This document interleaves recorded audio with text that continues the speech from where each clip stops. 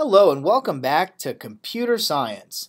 Let's talk about Photoshop Junior. This is an assignment we've been using for a while. We borrowed it from faculty members at Swarthmore College. We're going to build something that's kind of similar to Photoshop in that we'll be able to apply a number of different image filters to real images. But of course we're not going to do all of the stuff Photoshop can do, which is why we're calling it Photoshop Junior. So the learning goals for this particular video, we want to talk about picture and pixel, the two basic components of the image filters assignment, and we want to talk about one of the filters, how to flip something horizontally. So first we need to talk a little bit about images in general. How is an image represented in a computer? Well, it turns out that images are actually just grids of pixels.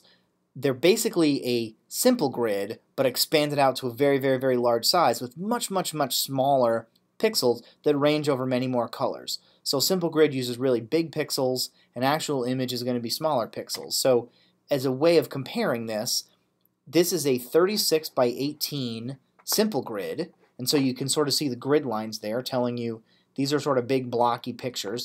Down here, this is also the Indonesian flag, but this is an actual image. It's 450 pixels by 300 pixels, so you can see there's many, many more pixels, and they're so small you can't even really see them. So you combine all those little tiny colored squares or rectangles together, and you end up with something that basically looks like an image. Now, go over to Moodle and try this one out. What does it mean when a camera is 8 megapixel? I'll wait while you answer. Waiting. And hopefully you came up with the images have 8 huge pixels, or the camera only takes pictures of cats. Haha, just kidding. 8 megapixel means there's 8 million pixels in each image. That's actually a lot of pixels in every single image. So what's a pixel? Well, the pixel is the term used to describe the tiny little colored square or rectangle that makes up an image when you combine a whole bunch of them together. Now, this means that if an image has 600 by 800 resolution, so it's 600 pixels by 800 pixels, that's 480,000 different pixels that are going to be in that particular image. This means that an 8 megapixel camera, if that has 8 million pixels, that's a whole lot of pixels of information that are representing that particular image, every digital image that that camera takes. So what color can a pixel be? Well, the possible colors actually depend a little bit on the underlying hardware. If you go back and look at very, very old video game systems that ran on televisions in the 1970s or early 1980s, not really that many colors you're able to support there. But modern monitors can support many, many, many, many different colors, millions of colors, more colors possibly than your eye can even perceive. So for our purposes, each pixel is going to have a red color, a green color, and a blue color. So a component of each color. We'll call these RGB or red, green, blue values. And each individual value is going to range from 0 to 255. So you've got a red value from 0 to 255, a green value 0 to 255, a blue value 0 to 255. So now that you know this, so you've got pixels with red, green, and blue color that range from 0 to 255, how many possible unique color values are there? I'll give you a chance to answer this. You can pause me. I won't be offended. Hopefully you came up with 2 to the 24th. This makes sense. Each color, you have 2 to the 8th possibilities. So that's 256, because 2 to the 8th is 256. How do I know that? I know lots and lots of powers of 2 from working with binary over the years. It's sort of like an annoying party trick that I can look at numbers and recognize if they're powers of 2 or close to powers of 2. It's not a very cool party trick. It's just a party trick. It's a thing I can do. So we get 2 to the 24th values. That's because there's a red component, a green component, and a blue component, and each one has 2 to the 8th possible values. So 2 to the 8th possibilities times 2 to the 8th possibilities times 2 to the 8th possibilities, that's 2 to the 24th possibilities. So the class we're using for Pixel in our next lab for the Photoshop Junior assignment, it's a new reference type. So what this means is we can get and set the colors of a pixel. Now we need methods for that.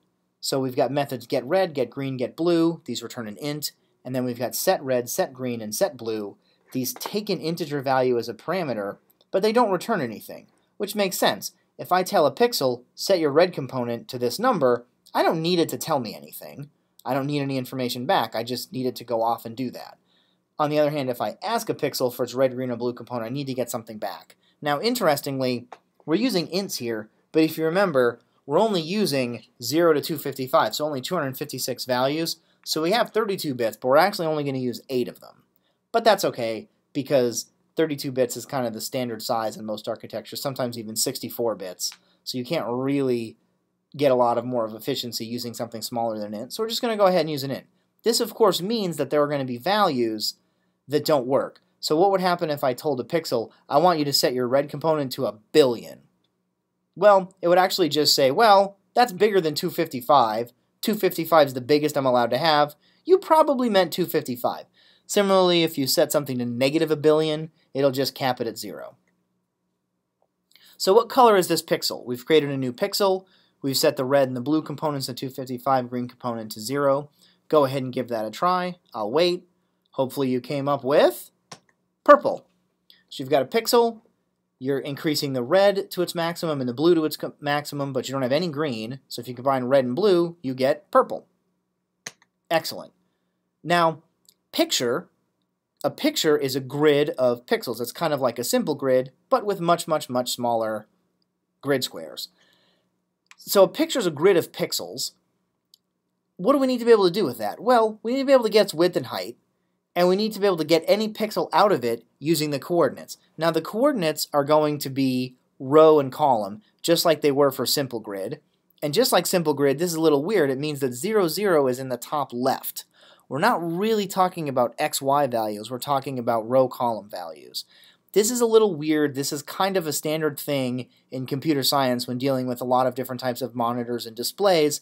0, 0 is in the top left, which means that as you increase what seems to be the y value, you're actually moving down on the screen, whereas with Cartesian coordinates, 0, 0 would almost certainly be in the bottom left. This is why a lot of times it's easier to think about things in terms of rows and columns rather than x and y, because the y coordinate acts not the way you've learned that y coordinates act throughout any work you've done using graphing calculators and things like that. So we can get the width and the height, we can get a pixel using its row column coordinates, and we can set a new pixel into the image using its row column coordinates and the new pixel.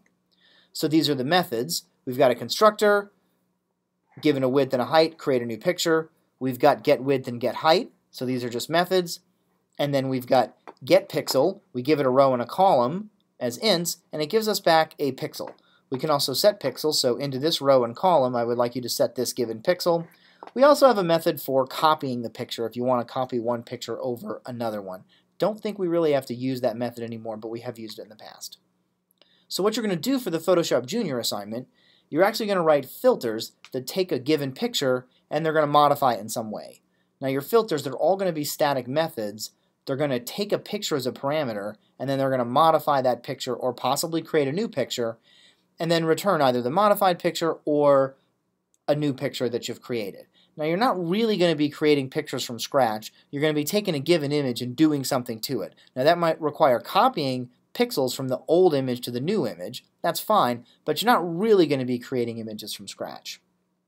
So I want to demo this in BlueJ. We'll look at the flip horizontal method and see how it works. And I also want to explain why we're actually going to have to call things pixel 2 and picture 2. So this is what Photoshop Junior is going to look like in BlueJ. Image tool, this has the main method that you'll run. So we'll come down here, we'll run this, we'll hit OK. It's going to start up. It's going to ask us what picture we want to open. You can actually put any pictures you want, any JPEG files, probably PNG files. I don't know if it'll work with GIFs, but certainly JPEGs and PNGs, you just put them in here. Let's go Colbert speaking at Knox's 2006 graduation.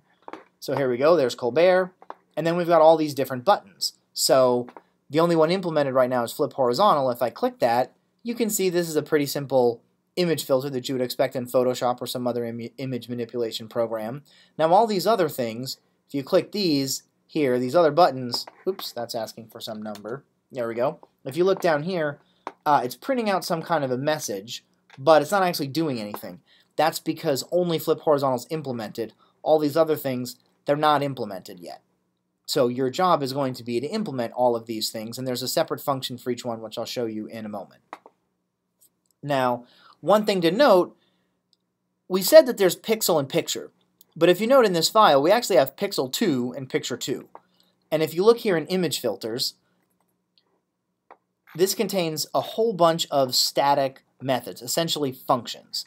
So you can see they take a picture as a parameter, they do some work to the picture, they actually return a picture as the return value. But you note, it's not picture, it's all picture 2, and all the pixels are not pixel, they're pixel 2. Why are we doing that? Well, it turns out that some of the libraries used to enable turtle graphics actually include more stuff than just turtle graphics. It includes other image manipulation stuff which we're not going to be using. We're actually using this stuff instead.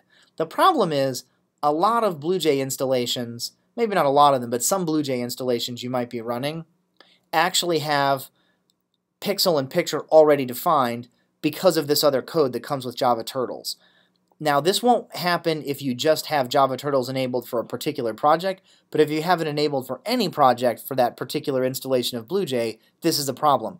I don't think this is a problem anymore at Knox because we've moved to Knox Anywhere, but I can't say for sure that it's going to be the case for all installations of BlueJ across the campus. So therefore, I went ahead and renamed everything Pixel 2 and Picture 2 for this particular assignment, but they operate exactly the same way.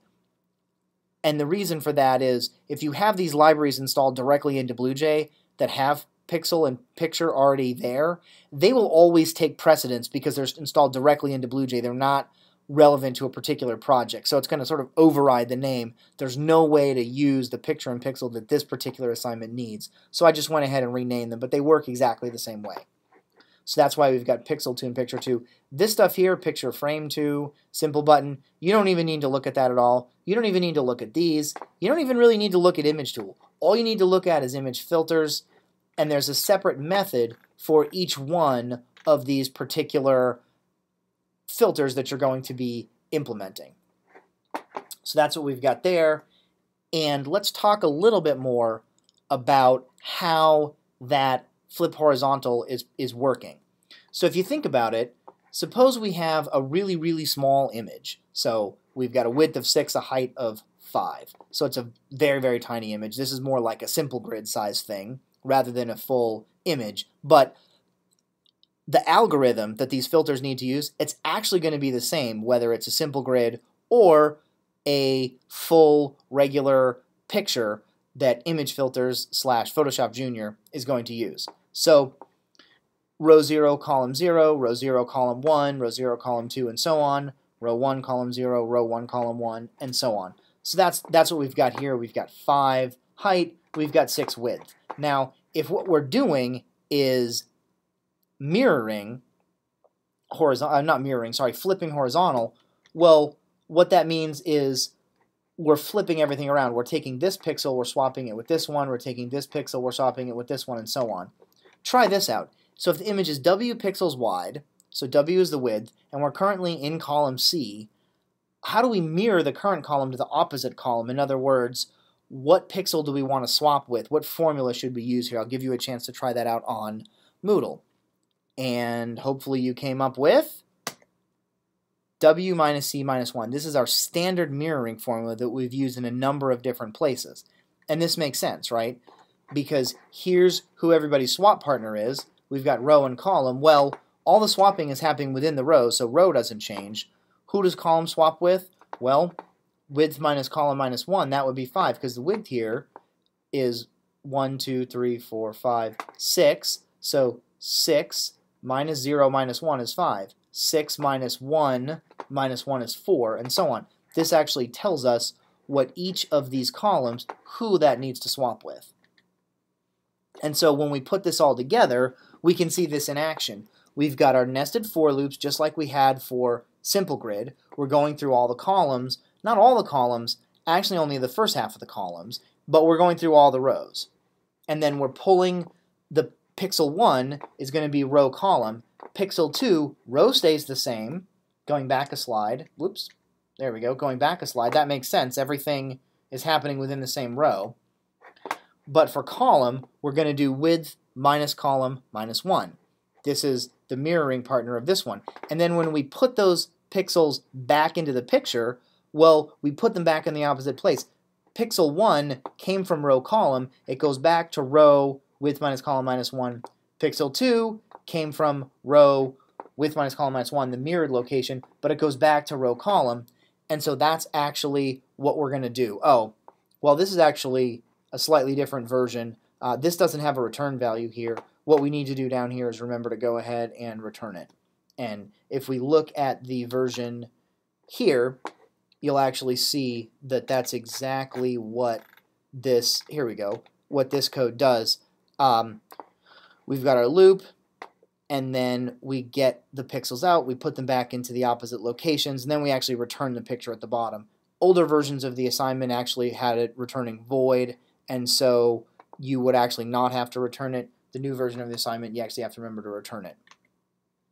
And so, oh, I actually put some stuff that labels all of this stuff. And that's what we've got for this particular assignment. So thank you for listening, and I hope you have fun with this.